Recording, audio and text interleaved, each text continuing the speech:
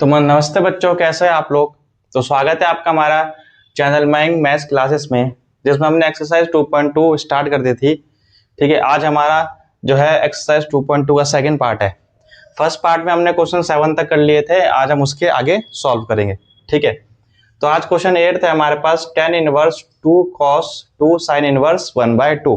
इसको देखते हैं क्या सॉल्व करेंगे। देखिए, इस क्वेश्चन को हमेशा आपको अंदर से सॉल्व करते हुए चलना है। ठीक है, बाहर से नहीं, बाहर से हम इसको नहीं सॉल्व कर पाएंगे, इसको हमें अंदर से सॉल्व करते हुए चलना पड़ेगा। ठीक है, तो क्या सॉल्व करेंगे देखते हैं। ये है हमारे पास tan इनवर्स 2 cos आ जाएगा 2 sin इनवर्स। ठीक है, अब मेरे को बताओ, यहाँ पे साइन इनवर्स है तो यानी कि अंदर भी साइन होना चाहिए। तो साइन के टेबल में 1/2 किस में आता है? साइन के टेबल में 1/2 किस में आता है? हाँ, साइन के टेबल में जो 1/2 है वो π/6 पे आता है, यानी कि 30 पे आता है। और 30 को हम क्या लिख सकते हैं? 30 को हम लिख सकते हैं π/6। ठीक है, साइन इनवर्स से साइन हटेगा तो क्या बचेगा? ये हमारे पास आ गया tan inverse 2 cos 2, sign inverse से साइन हटेगा तो हमारे पास बचेगा π/3। ठीक है, वो सॉरी π/6 बचेगा। फिर यहाँ से हमारे पास 2 1 जा 2 जाएगा और 2 3 जा 6 जाएगा। तो हमारे पास क्या बचा? हमारे पास बचा tan इनवर्स 2 cos और यहाँ पे हमारे पास बचा π/3। तो π/3 कौन सा एंगल होता है? π/3 हम जानते हैं, π/3 जो होता है वो होता है 60 डिग्री। तो cos 60 कितना होता है? tan इनवर्स cos 60 कितना होता है? cos 60 होता है 1/2। cos 60 1/2 होता है, 2 से 2 कैंसिल होगा तो हमारे पास बचेगा tan इनवर्स 1। अब tan के टेबल में 1 देखो कितनी बार जाता है। अब tan के टेबल में जो 1 है वो जाता है tan 45, यानी कि tan π/4 में जाएगा। अब π/4 जो है वो 10 की रेंज में आता है, ओपन इंटरवल -π/2 से +π/2 में। तो tan इनवर्स से 10 कैंसिल होगा तो आंसर क्या बचेगा? आंसर बचेगा हमारे पास π/4। ये आ गया हमारा आंसर। ठीक है, तो ऐसे क्वेश्चन को आप कैसे सॉल्व करोगे? ऐसे क्वेश्चन को आप अंदर यानी कि एंगल से सॉल्व करते हुए चलोगे, इसको मैं बाहर से सॉल्व नहीं करना। ठीक है, तो आप इसे कॉपी कीजिए, फिर हम आगे बढ़ते हैं।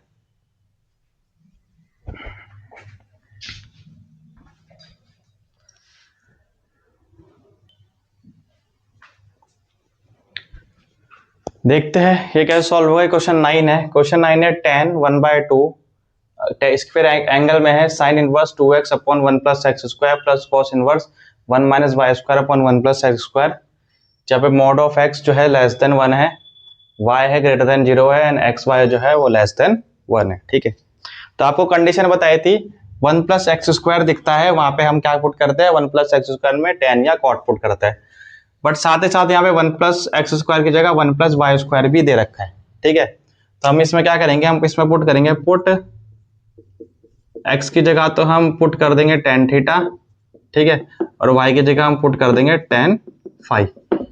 थीटा और फाई अलग अलग रखेंगे, सेम नहीं रखेंगे, क्योंकि tan थीटा अगर हम दोनों तरफ सेम रखेंगे तो आगे हमारे जो है दिक्कत हो सकती है। ठीक है, तो अलग अलग एंगल रखेंगे, एक के साथ हमने रखा tan और एक के साथ हमने रखा फाई। ठीक है, तो यहाँ से थीटा की वैल्यू कितनी आ जाएगी? यहाँ से थीटा की वैल्यू आएगी, tan को हम इधर भेजेंगे तो थीटा आ जाएगा हमारे पास tan इनवर्स x, और से फाई की वैल्यू कितनी आ जाएगी? tan inverse y। ठीक है, अब पुट करेंगे हम, इसमें कितना आएगा? हमारे पास आएगा tan इनवर्स tan 1/2। ठीक है, यह आ जाएगा साइन इनवर्स आएगा यहाँ पे, यह आ जाएगा साइन इनवर्स, यह आ जाएगा 2 tan theta upon 1 + tan² theta. ठीक है, और ये आ जाएगा हमारे पास cos इनवर्स, यहाँ पे पुट करेंगे 1 + tan² phi upon 1 - tan² phi upon 1 + tan² phi. ठीक है, अभी आपको बता रखा है 2 tan theta upon 1 + tan² theta जो होता है वो sin 2 थीटा का फॉर्मूला होता है। ठीक है, इसको कैसे लिखेंगे हम? tan हाफ, ये हो जाएगा हमारे पास साइन इनवर्स, ये जो अंदर फॉर्मूला बना है ये हमारे पास sin 2 थीटा का होता है। ठीक है, और ये आ जाएगा cos इनवर्स, और ये जो हमारे पास 1 - tan² phi upon 1 + tan² phi बना है, ये होता है हमारे पास cos 2 फाई का फॉर्मूला। ठीक है, तो साइन इनवर्स से साइन हटेगा 2 थीटा बचेगा, cos इनवर्स से cos हटेगा तो 2 पाई बचेगा। तो हमारे पास क्या है? हमारे पास आया tan 1/2 साइन इनवर्स से साइन हटा तो हमारे पास 2 थीटा बचा, कॉस इनवर्स से कॉस हटा तो हमारे पास 2 पाई बचा। यहाँ से 2 कॉमन लेंगे, यहाँ से 2 हम कॉमन लेंगे तो tan 1/2, यहाँ से 2 हमने कॉमन लिया, अंदर बचा थीटा प्लस फाई इसके एंगल में। 2 से 2 कैंसिल, 2 से 2 कैंसिल करा, 2 से 2 कैंसिल करा तो हमारे पास क्या बचा, हमारे पास बचा tan थीटा प्लस फाई। ठीक है, अब थीटा प्लस फाई की वैल्यू पुट कर देंगे। थीटा जो है हमारे पास है tan इनवर्स x और फाई हमारे पास tan इनवर्स y है। ठीक है, तो पुट करेंगे tan इक्वल्स टू थीटा की जगह आ जाएगा हमारे पास tan inverse x plus tan inverse y। अब मैंने आपको tan inverse x plus tan inverse y का फॉर्मूला बता रखा है, तो यहाँ पे tan inverse x plus tan inverse y का हम फॉर्मूला लगाएंगे तो फॉर्मूला क्या होता है, tan inverse x plus Y upon 1 minus X Y. ठीक है, तो यहाँ से tan इनवर्स से tan से tan इनवर्स कैंसिल होगा तो हमारे पास फॉर्मूला क्या बचेगा, x plus Y upon 1 minus X Y, तो हमारे पास बचा आंसर। ठीक है, यहाँ पे हमने क्या करा, यहाँ पे हमने tan inverse x plus tan inverse y का फॉर्मूला लगाया। tan inverse x plus tan inverse y का फॉर्मूला होता है tan inverse x plus y upon 1 minus X Y. फिर tan इनवर्स से tan कैंसिल हुआ तो हमारे पास बचा x plus y upon 1 minus X Y. ठीक है, तो ये हुआ इसका आंसर। तो आप इसको कॉपी कीजिए, फिर हम आगे बढ़ते हैं।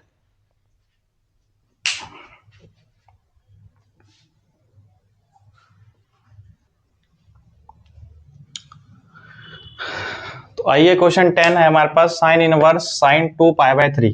देखो साइन इनवर्स से साइन कैंसिल तभी होगा जब 2π/3 जो होगा वो साइन की रेंज में आएगा। ठीक है, अब पहले 2π/3 देख लेते हैं कितना होता है।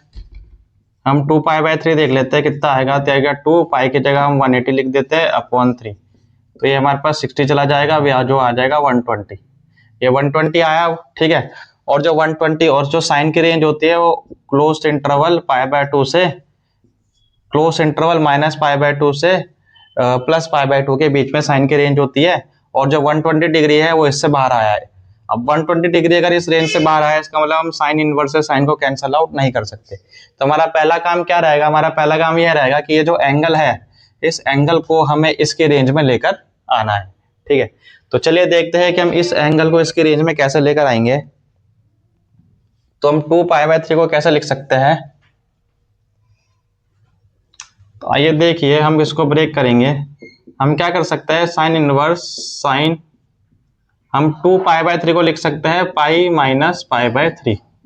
ठीक है, कैसे लिख सकते हैं, पाई माइनस π/3 लिख सकते हैं। देखो जरा, अगर मैं एलसीएम लूंगा 3 पाई आएगा, 3 पाई में से पाई जाएगा 2 पाई बचेगा अपॉन 3 बचेगा। ठीक है, तो हमने क्या करा, साइन 2π/3 को लिखा पाई माइनस π/3। ठीक है, अब आपने पढ़ा हुआ है 11th क्लास में, आपने पढ़ा है कि यहाँ पे 0 आता है, यहाँ पे हमारा π/2 आता है, यहाँ पे हमारे पास पाई आता है, और यहाँ पे हमारे पास 3π/2 आता है, और यहाँ पे हमारे पास 2 पाई आता है। हमने पढ़ रखा है जब भी ये वाला एंगल अगर इस लाइन पे होगा तो फंक्शन हमारा चेंज नहीं होता है। ठीक है, फंक्शन हमारा चेंज नहीं होगा, यानी कि साइन का साइन रहता है, कॉस का कॉस रहता है, टेन का टेन रहता है। ठीक है, फंक्शन चेंज नहीं होता। बट अगर हमारा ये वाला एंगल इस वाली लाइन पे आ रहा है, इस वाली लाइन पे आ रहा है, तो हमारा जो होता है फंक्शन चेंज होता है, यानी कि साइन का कॉस में जाएगा, ठीक है, कॉस का साइन में जाएगा, टेन का कॉट में जाएगा, कॉट का टेन में जाएगा, सेक का कॉसेक में जाएगा, और कॉसेक का सेक में जाएगा। ठीक है, तो हमारा जो फंक्शन है वो किस में आ रहा है, हमारा जो फंक्शन है वो हॉरिजॉन्टल लाइन में आ रहा है, इस वाली लाइन में आ रहा है, तो इसका मतलब साइन का साइन रहेगा। तो उसको हम कैसे लिखेंगे, sine inverse sine pi minus theta. Sine pi minus theta क्या होता है, हमारे पास साइन पाई माइनस थीटा होता है साइन थीटा।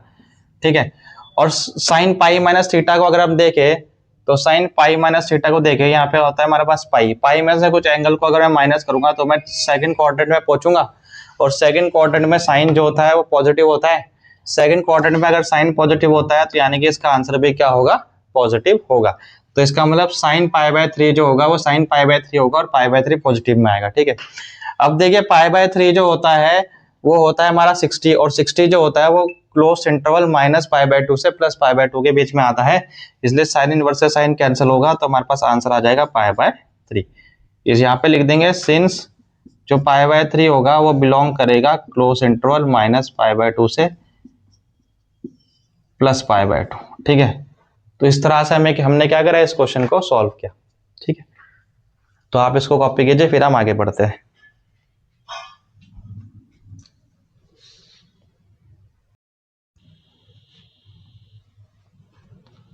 तो चलिए अब क्वेश्चन 11 देखते हैं। सेम इसमें भी जो 3π/4 है वो 10 के रेंज में नहीं आता। 10 के रेंज क्या होते हैं, 10 की रेंज जो होती है वो -π/2 से +π/2 के बीच में होती है और ये ओपन इंटरवल में होती है।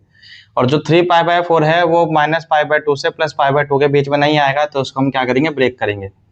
तो ब्रेक करने के लिए हम क्या लिख सकते हैं, इसको ब्रेक करने के लिए हम लिख सकते हैं 10 पाई माइनस π/4। ठीक है, देख लो कैसे, एलसीएम लोगे तो 4π आएगा, 4π में से पाई जाएगा तो 3π/4 बचेगा। ठीक है, अब मैंने तुमको बताया था कि इस वाले पाई इस वाली लाइन में आता है, पाई अगर इस वाली लाइन में आएगा तो फंक्शन चेंज नहीं होगा, यानी कि 10π/4 की जगह हमारे पास 10π/4 आ जाएगा। तो 10 माइनस π/4 क्या होता है, 10π माइनस π/4 जो होता है हमारे पास 10π/4 होता है। ठीक है, अब देख लो कौन से क्वाड्रेंट में जाएगा, ये हमारा 0 होता है या पाई होता है। ठीक है, पाई में से किसी एंगल को माइनस करूंगा तो सेकंड क्वाड्रेंट में जाएगा, और सेकंड क्वाड्रेंट में क्या होता है, हमारा 10 नेगेटिव होता है, इसलिए यहाँ पे क्या लग गया, नेगेटिव लग गया। ठीक है, इसलिए इसका आंसर नेगेटिव आएगा। 10 वाले केस पे माइनस साइन को बाहर ले लेते हैं, तो माइनस साइन बाहर लिया तो हमारे पास 10π/4 आ गया। ठीक है, 10 इनवर्स से 10 कैंसिल होगा, 10 इनवर्स से 10 कैंसिल होगा, तो आंसर आ जाएगा हमारे पास माइनस का π/4। तो ये हो गया हमारा आंसर। आप कॉपी कीजिए, फिर हम आगे बढ़ते हैं।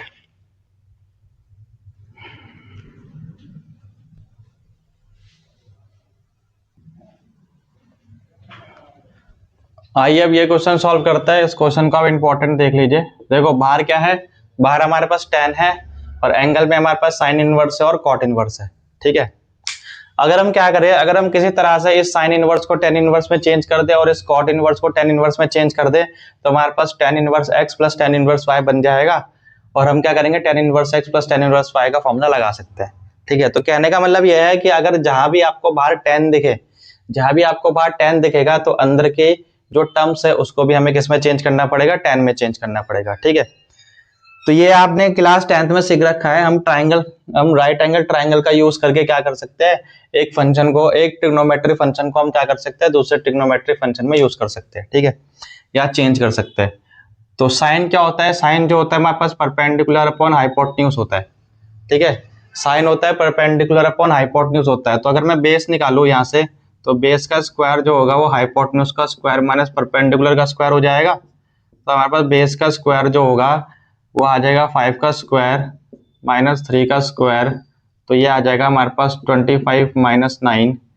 तो क्या आ जाएगा हमारे पास, बेस का स्क्वायर आ जाएगा 16, तो इसका मतलब बेस जो आ जाएगा हमारे पास आ जाएगा 4। तो बेस कितना आ गया, 4। ठीक है, तो कैसे चेंज कर सकते हैं हम इसको, चेंज कर सकते हैं tan। तो इसको अगर मैं साइन में लिखना है तो साइन में, इसको अगर हमें tan में लिखना है तो कैसे लिखेंगे, tan क्या होता है, tan होता है परपेंडिकुलर अपॉन बेस। तो परपेंडिकुलर है हमारे पास 3 और बेस आ गया हमारे पास 4। ठीक है, तो ये सब आपने 10th में कर रखा है, हमने 10th में सीखा था। ऐसी कॉट इनवर्स को हमें tan इनवर्स में लिखना है, तो हम जानते हैं कॉट जो होता है वो tan का उल्टा होता है। तो इनवर्स वाले केस में क्या होगा कि इनवर्स वाले केस में हम इसको लिखेंगे tan इनवर्स और हम एंगल का उल्टा कर देते हैं 2/3। ठीक है, नॉर्मल में क्या होता है, नॉर्मल में अगर हमें कॉट को लिखना है, नॉर्मली अगर मैं कॉट थीटा को tan में लिखूंगा तो इसको मैं 1/tan थीटा लिख सकता हूँ। ठीक है, बट अगर इनवर्स की बात है, अगर मेरे को कॉट इनवर्स को tan इनवर्स में लिखना है तो कुछ नहीं करना, हम यहाँ पे tan इनवर्स लिख देंगे और जो रेसिप्रोकल होगा वो केवल क्या होगा, एंगल होता है। ठीक है, तो वही करा, कॉट इनवर्स की जगह हमने tan इनवर्स कर दिया और एंगल को हमने क्या कर दिया, रेसिप्रोकल कर दिया। ठीक है, तो ये सब चीजें आप साइड में कॉपी कर सकते हो। ठीक है, तो हमें क्या मिल गया, अब हमें यहाँ पे tan inverse x plus tan inverse y मिल गया। तो यहाँ पे हम क्या करेंगे, tan inverse x plus tan inverse y का फॉर्मूला यूज कर देंगे। तो क्या होता है हमारे पास, ये हो जाएगा हमारे पास tan, बाहर tan है, ये हो जाएगा हमारे पास tan। तो क्या होता है हमारे पास tan इनवर्स, फॉर्मूला क्या होता है, x plus Y upon 1 minus x into Y. ठीक है,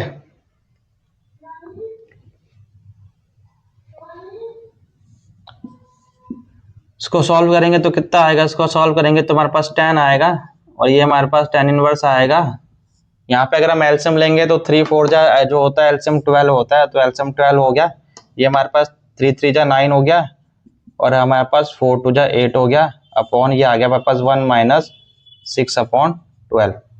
ठीक है, 1 माइनस 6 अपॉन 12। इसके बाद कैसे करेंगे, इसके बाद हम यहाँ कर लेते हैं, ये आ गया हमारे पास 10, ये आ जाएगा हमारे पास 10 इनवर्स, ऊपर सॉल्व करेंगे तो ऊपर हमारा आ जाएगा 9 + 8 17 अपॉन 12, और नीचे अगर मैं एलसीएम लूंगा तो 12 बचेगा, 12 माइनस 6 क्या होता है 6, तो आ जाएगा 6 अपॉन 12। 12 से 12 कैंसिल होगा तो हमारे पास क्या आया 10 आया, 10, और यहाँ पे आया हमारे पास 10 इनवर्स 17 अपॉन 6। ठीक है, 10 से 10 इनवर्स कैंसिल होगा तो आंसर कितना आ जाएगा 17 अपॉन 6, ये आया हमारा आंसर। ठीक है, तो आप इस तरह से इसको ट्राइंगल वाले फॉर्म को यूज करके आप एक ट्रिग्नोमेट्री फंक्शन को दूसरे ट्रिग्नोमेट्री फंक्शन में चेंज करके आप आगे क्या कर सकते हैं, क्वेश्चन को सॉल्व कर सकते हैं। ठीक है, आप इसको कॉपी कीजिए, फिर हम आगे बढ़ते हैं।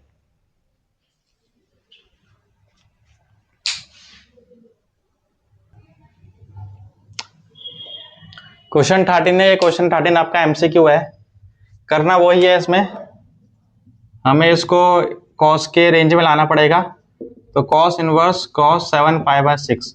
अब जो 7 पाई/6 होता है वो कॉस के रेंज में नहीं आता। कॉस की रेंज क्या होती है, कॉस की रेंज होती है 0 से पाई, और 7 पाई/6 जो है वो 0 से पाई के बीच में नहीं आएगा, इसलिए इसको ब्रेक करेंगे। इसको ब्रेक करने के लिए हम क्या लिख देते हैं, कॉस इनवर्स कॉस, इसको हम मैं लिख दूंगा पाई प्लस पाई/6।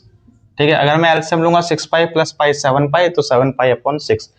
मैंने बताया था पाई पाई जो है इस वाली लाइन में आता है, और इस वाली लाइन में जो होगा फंक्शन चेंज नहीं होगा, तो इसका मतलब कॉस इनवर्स, और ये आ जाएगा हमारे पास कॉस पाई प्लस पाई/6 जो होगा हमारे पास कॉस पाई प्लस पाई/6 जो होगा कॉस पाई/6 होगा। ठीक है, अब देख लेते हैं पॉजिटिव में आएगा या नेगेटिव में आएगा। ठीक है, ये 0 आता है या पाई आता है।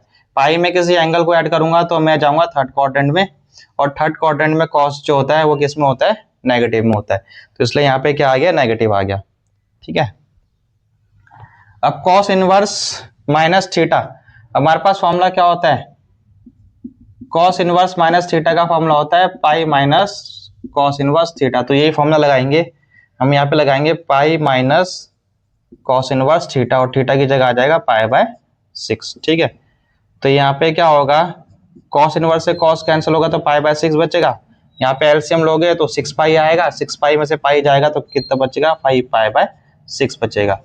ठीक है, तो इसका मतलब ऑप्शन कौन सा हो गया, ऑप्शन हो गया बी, तो आपका बी ऑप्शन करेक्ट है। ठीक है, तो इसी तरह से आपके क्वेश्चन 14 और क्वेश्चन 15 भी क्या है, एमसीक्यू है, इसको आप ट्राई करिएगा। और हमने क्या करा है, अब हमारी जो एक्सरसाइज 2.2 है इसकी खत्म हो चुकी है। अब नेक्स्ट क्लास में हम miscellaneous exercise through miscellaneous example करेंगे और मिसलेनियस एक्सरसाइज थ्रू करेंगे, फिर हमारा चैप्टर खत्म हो जाएगा।